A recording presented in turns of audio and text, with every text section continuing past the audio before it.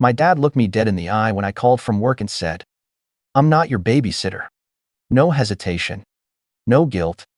Just a door slamming in my chest while my 8-year-old son, Evan, sat freezing outside his school for almost 2 hours. I didn't scream. I didn't beg. I just went silent. A silence so sharp it scared even me. 3 days later, the panic calls started my mom, my aunt, everyone acting like nothing had happened. And I thought that was the real turning point. Turns out, it wasn't. The real shift came from someone I never expected, but I'll get to that. Before everything unraveled, people used to describe me the same way: steady, thoughtful, reliable. It sounded like praise. But it was really a summary of the role I'd been assigned, since childhood, the one who held things together while everyone else loosened the threads. Growing up, our house sat in a quiet suburb, lined with trimmed hedges and identical porches. From the outside, we looked like a model family. On the inside, though, the cold settled into the bones of the place. Not the kind you fix with blankets or a stronger heater. This cold came from people. My mother, Elaine, was the center of that chill. She carried certainty like a badge, sharp, polished, absolute. She believed emotions were inconveniences. That softness was a sign of weakness. If I cried as a kid, she'd tilt her head and say, "Marcus, don't start. It doesn't suit you." If I hesitated, she'd call it overthinking. If I questioned her, she'd call it disrespect.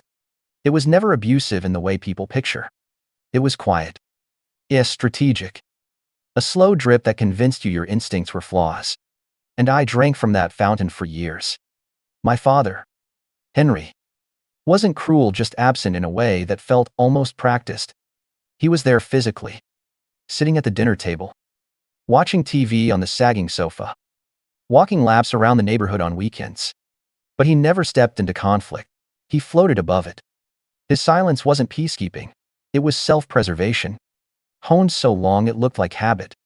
Then there was my younger brother, Jason, the golden child, without ever needing to try. Not the smartest, not the hardest working, but effortlessly charming. My mom adored him. My dad protected him. And I made sure he didn't fail. I tutored him through high school, helped him get his first job, covered for him whenever he messed up. Even now, he texts me like I'm an ATM for emotional and actual withdrawals. But the person who saved my childhood from freezing entirely was my grandmother, Ruth, my dad's mother. Small, soft-spoken, with hands always busy sewing or stirring something warm. Unlike my parents, she noticed things. When my mother snapped at me, Grandma's eyes would soften. When my father drowned himself in silence, she'd gently tug me into the kitchen and give me tasks: peeling apples, drying dishes, like she was building a quiet corner of the world just for us. "You feel deeply," she once told me when I was 12. "That's not a flaw, Marcus. It's a compass. Don't let anyone convince you otherwise." It was the first time I realized there was another way to exist, one that didn't require shrinking myself. But no matter what Grandma poured into me, the rest of the family dynamic stayed the same. I was the responsible one, the helper, the one who stayed late to clean up after birthday dinners, the one who got the call when my brother forgot his wallet or my dad threw out his back the third time that month, the one my mother leaned on without ever acknowledging she was leaning at all. And the expectations followed me into adulthood like shadows. After Evan was born, everything in my life shifted. I became a single father overnight when his mother, Leah, chose a path that didn't include parenting. It was just me and this tiny person who depended on me for everything. I was terrified but never tempted to run. Loving Evan was easy. Being enough for him, that took work. I thought my parents might soften with him the way some grandparents do, rediscover tenderness through a second chance. Instead, they treated Evan the way they treated me, as an extension of their expectations. Visits became obligations. Opinions became critiques. My mother commented on the way I dressed him, how I fed him, how I balanced work and parenting. My dad nodded silently through it all, occasionally offering a quiet, "Your mother means well." even though she never said anything that resembled care. Still, I kept trying. Birthdays, holidays, Sunday dinners. I showed up, even when it chipped at me. Part of me hoped they would change. Another part feared they never would. The first real crack in the illusion came when Evan was 5. My mom had agreed to watch him while I took a mandatory shift. When I returned, she complained about how dramatic he'd been, because he cried when he accidentally overturned a glass of juice. She told me he needed to toughen up. The same phrase she'd used on me my entire childhood. That night, Evan asked me why Grandma didn't like him. It felt like someone had taken a hammer to the ribs. From then on, I noticed the small dismissals, my mom sighing when Evan talked too long, my dad telling him to stop fussing, Jason laughing when Evan flinched from a loud noise. They treated him like he was fragile in all the wrong ways and unimportant in the ones that mattered. Grandma, though she adored him, she'd take him to her garden, show him how to plant seeds, read him stories with voices she never used on anyone else. She'd tell me privately, "You're doing right by him, Marcus," even when they don't see it. Her words kept me steady. Her presence gave Evan something my parents never had: gentleness. But as she grew older, her health began to slip, and with every decline, the balance of the family shifted. Without her protective gravity, my mother's sharpness grew bolder, my father's silence deeper. Jason leaned on me more. Every holiday, every gathering, every crisis, emotional or practical, landed on my shoulders. I didn't push back. Not once. I told myself keeping the peace was the same as keeping the family.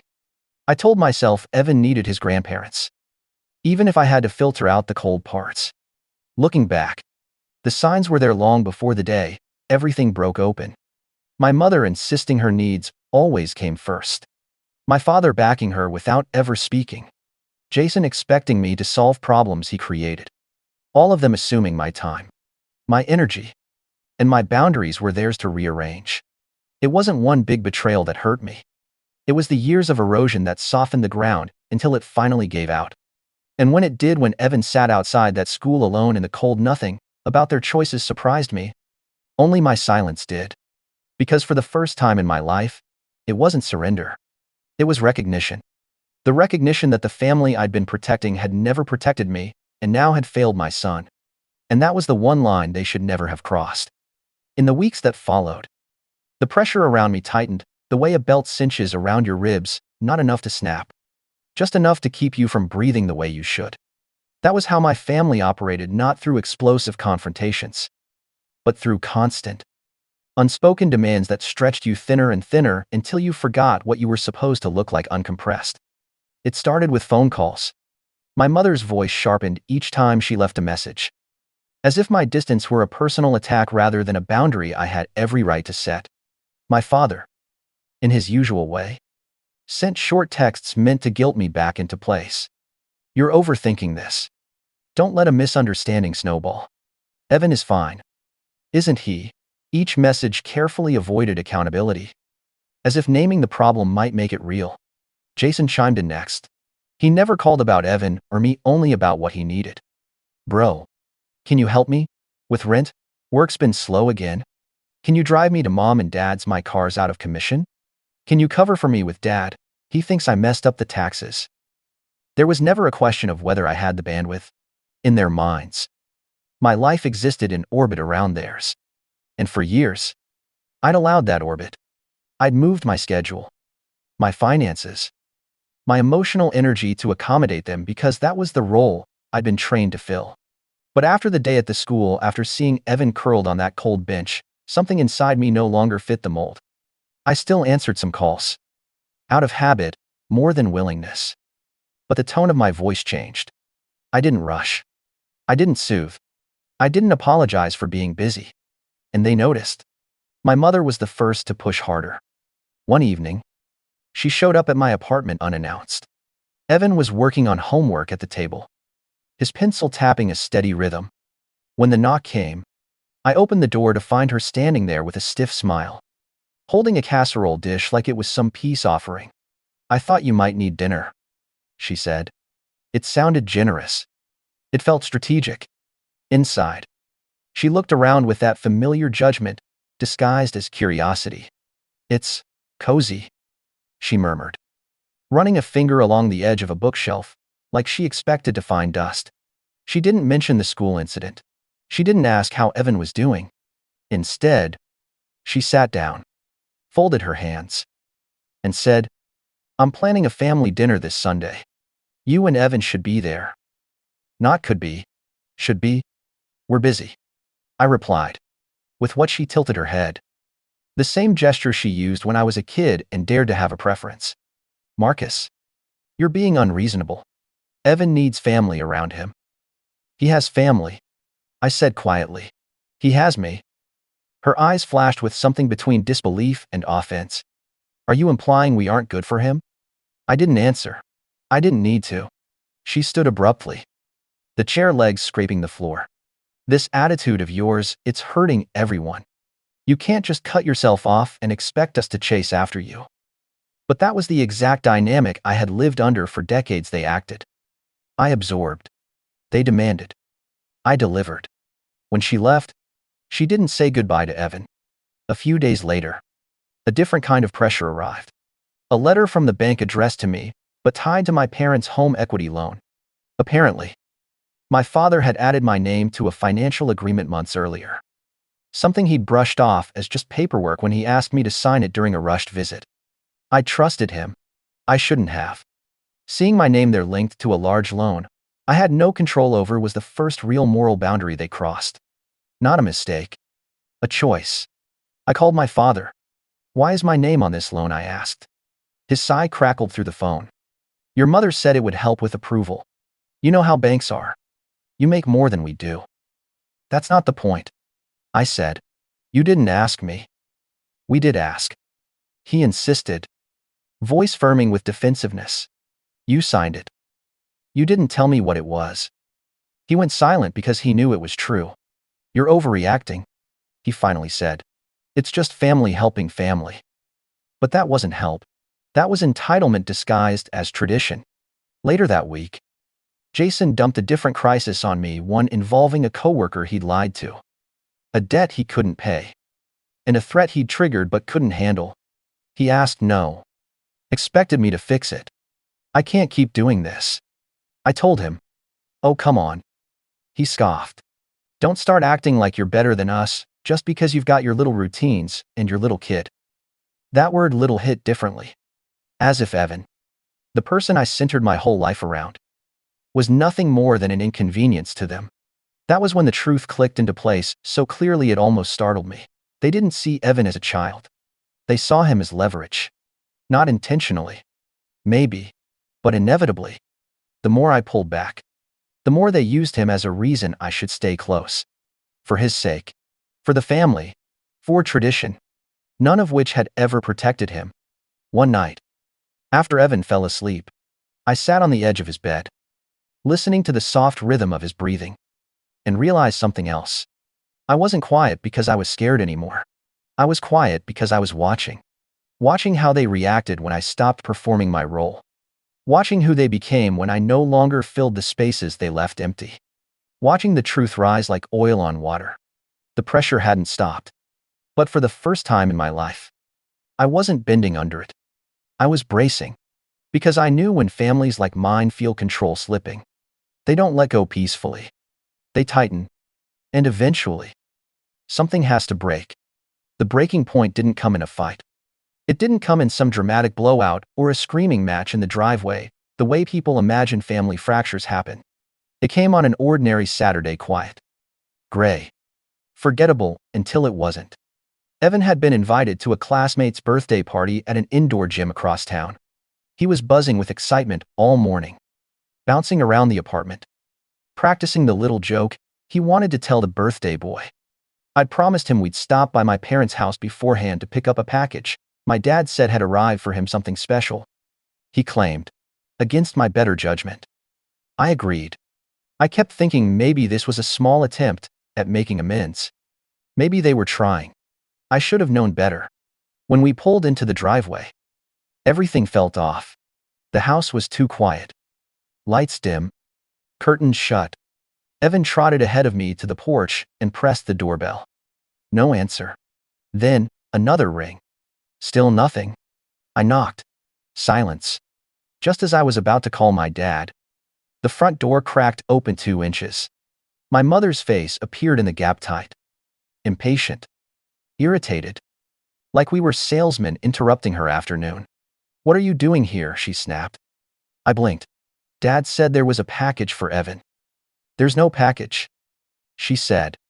And Marcus, this really isn't a good time. We're getting ready for brunch. Brunch, I echoed. With who? She hesitated. Just long enough. And in that sliver of silence, Evan peeked past her into the foyer. Grandma, he said softly. Why is Uncle Jason here? My stomach dropped. Behind her, the dining table was set 4 plates, 4 glasses. My brother at the counter, pouring drinks. Laughter echoing faintly from the kitchen. 4.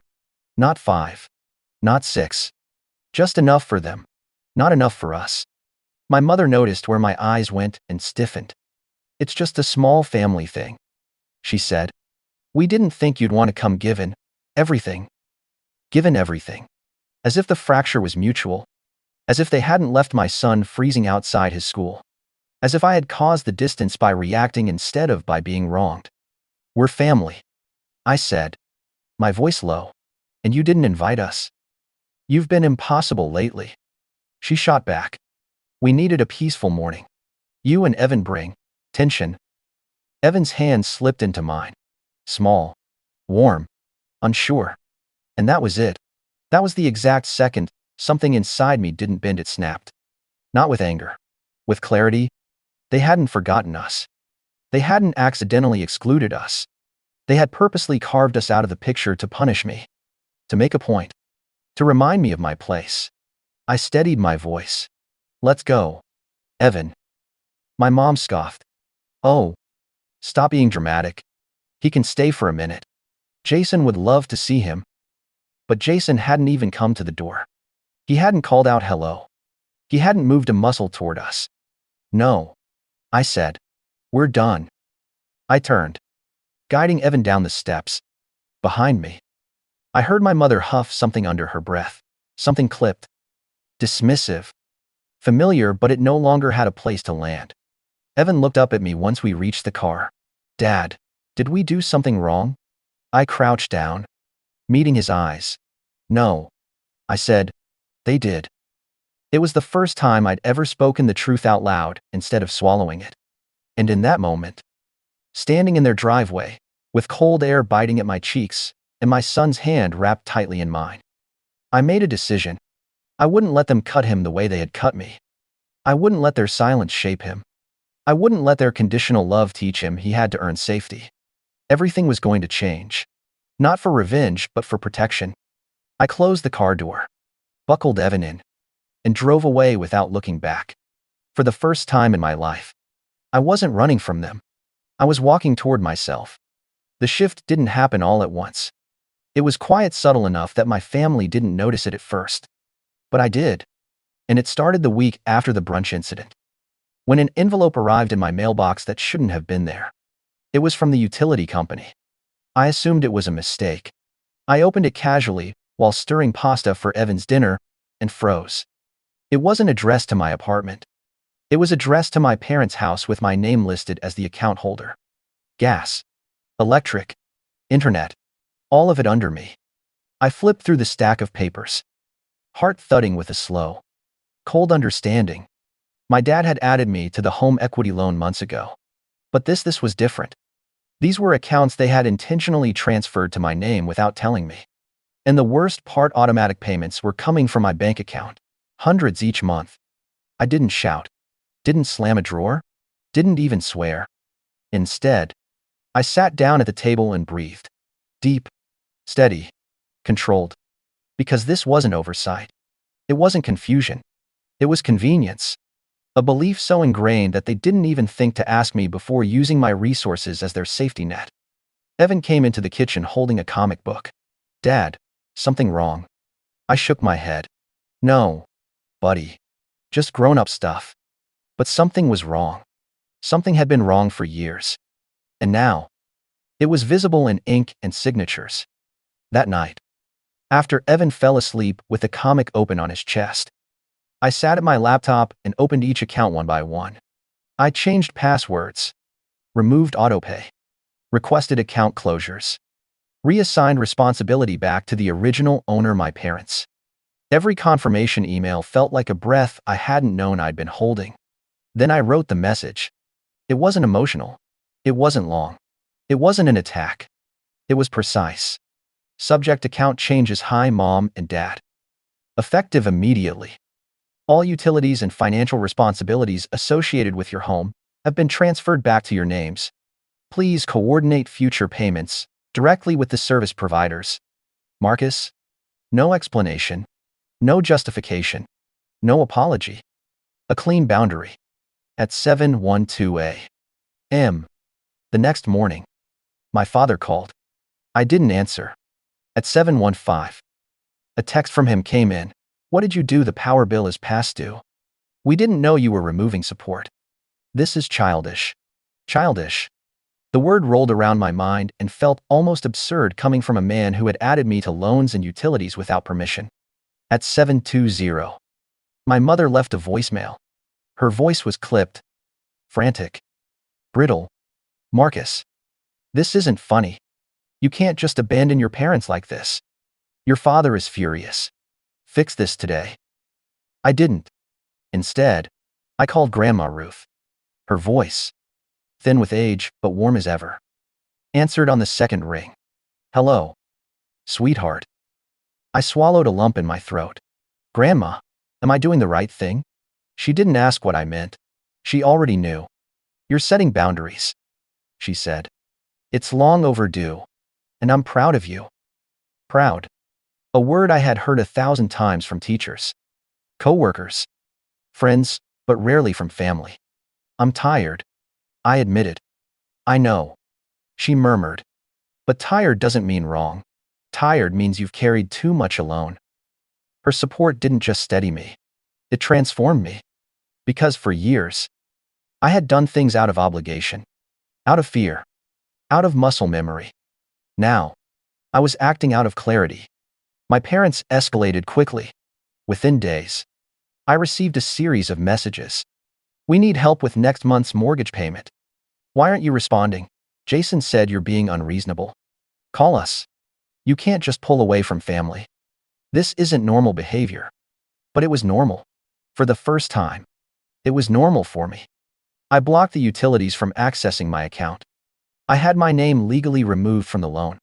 I notified my bank of unauthorized arrangements. I instructed every company to route communication directly to my parents from now on. And then the strangest thing happened. Silence. Not the silence I used to fear, but a silence I owned. My world grew lighter. Smaller in the best way. I heard Evan's laughter again, without the background hum of dread. I slept through the night. I cooked dinner without checking my phone every 5 minutes. Power didn't surge into me all at once. It built gradually, quietly, like a spine straightening after years of hunching. And weeks later, when my grandmother visited for tea, she held my hand across the table and said, "You look different." "I feel different," I said. "You look free," she corrected. I thought about that as she sipped her tea, her eyes soft with pride. For the first time in my life, I wasn't the family's scaffolding. I wasn't the fallback. I wasn't the fixer. I was a man standing on his own ground, and I didn't need permission to stay there. What I didn't know then was that the real confrontation, the 1 years in the making, was already heading straight for me. And this time, I wouldn't be showing up quiet. The confrontation didn't arrive quietly. It came in the form of a message from my mother, short, clipped, and desperate in a way she'd never allowed herself to sound. "We need to talk. All of us. Tonight. It's important." Then a location I didn't expect, the Crestmont Hotel. A hotel. Not the house. Not a neutral park. A place meant to feel controlled, contained, performative. My first instinct was to ignore it. My second was to delete it. But something in the wording, all of us, made me pause. They were planning something. And if my family was anything, they were creatures of strategy when they felt cornered. That alone made me decide to show up. I arranged for Evan to stay with Grandma Ruth, who pulled me into a long hug before I left. "You're walking into a storm," she whispered. "I know. Then remember, storms pass. Boundaries stay." Her words settled into me like anchors. The Crestmont's lobby gleamed with polished marble and overbright chandeliers. Families in winter coats buzzed around. The smell of coffee drifting from the cafe. A normal evening for everyone but me. My parents were already there, sitting stiffly on one of the leather couches.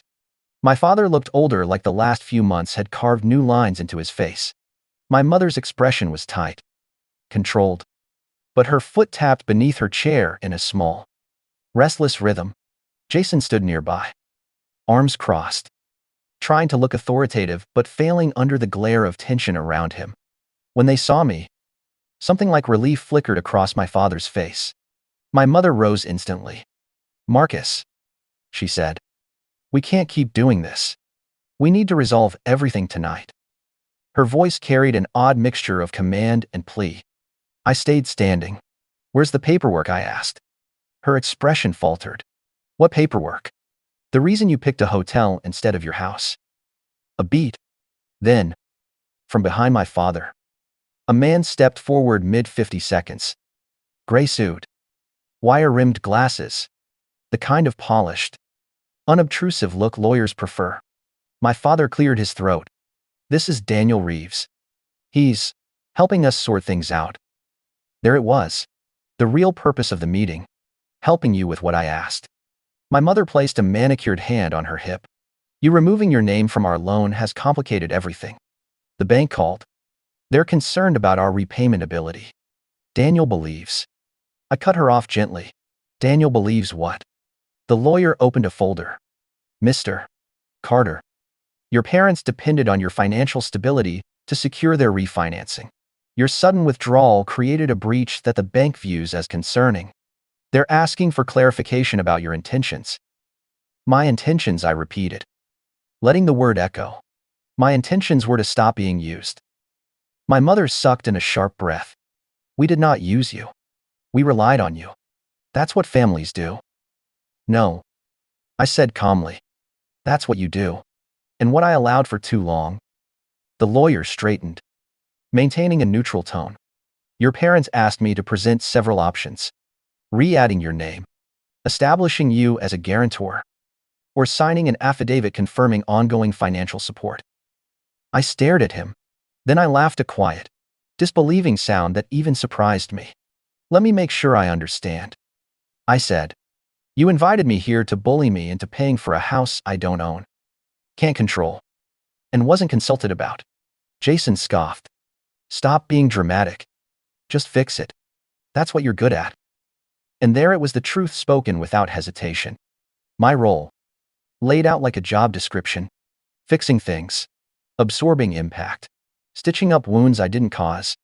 My silence stretched long enough that the lawyer shifted awkwardly. "My answer," I said finally, "is no." My father leaned forward, pain tightening his face. "Marcus, we're your parents." "And I'm Evan's parent," I replied. "He comes first."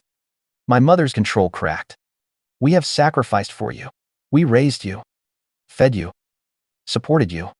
You criticized me, dismissed me, and expected me to stay small to make you comfortable." Her mouth opened and closed, shock flickering across her features like static. The lawyer cleared his throat. "Mr.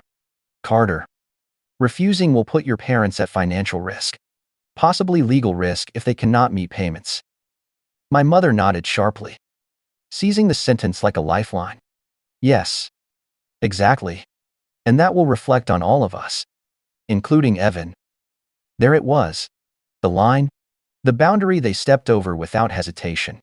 They invoked my son. My voice dropped into something colder than anything I'd used with them before. "Do not bring Evan into this again." My father flinched. Jason shifted uncomfortably. Even the lawyer went still. I continued, steady and controlled. "You left him outside a school in the cold for 2 hours. And you've never apologized. Not once. You only reached out when my silence inconvenienced you. That's not fair." my mother whispered. But the certainty was gone from her voice. I stepped closer, meeting her eyes. Fair left the moment you chose brunch over your grandson.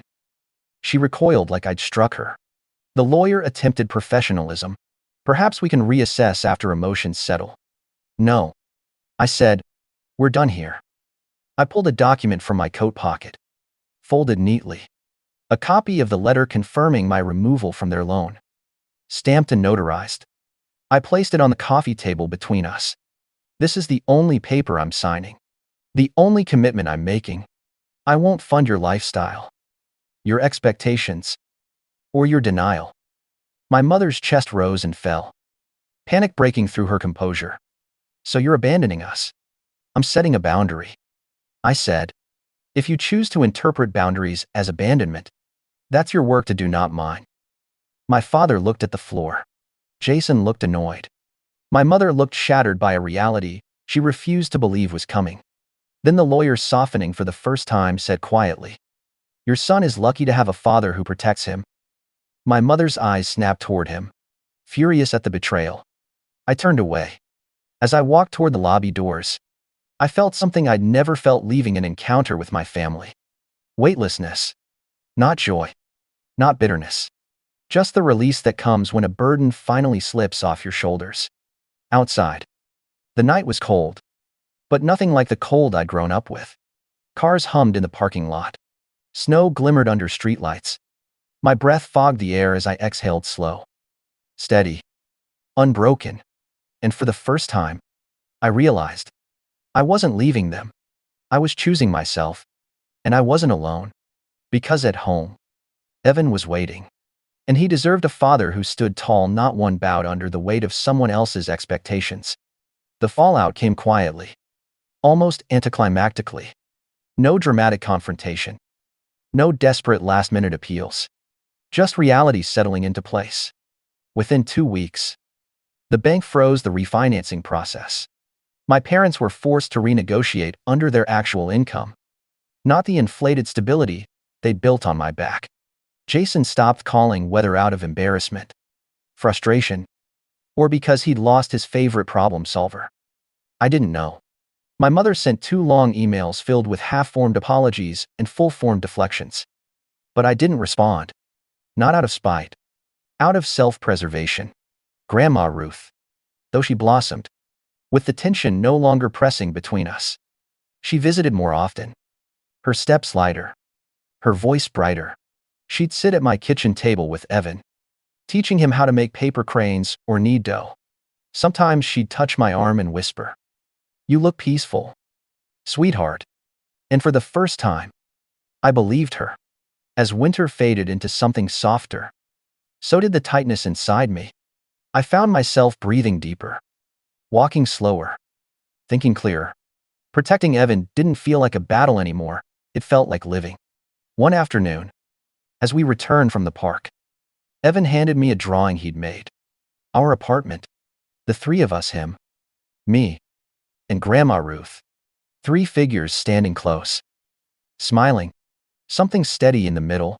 Something strong. "Dad," he said, "this feels like home." And he was right. Not because it was perfect. Not because everything was fixed. But because the people inside it chose each other without conditions. In the quiet of those evenings, after Evan fell asleep and the world outside dimmed, I'd sit by the window and reflect on the months behind us. The fractures, the boundaries, the rebuilding. I didn't mourn the version of family I'd lost. I mourned the years I spent trying to earn what should have been freely given. But I no longer felt trapped by that history. I felt released. In the end, nothing returned to what it was. And that was the point. We built something better, quieter, sturdier, honest. If this story stayed with you, tell me where you're listening from. And if you've ever drawn a hard line with family, share your experience and consider subscribing for more stories like this.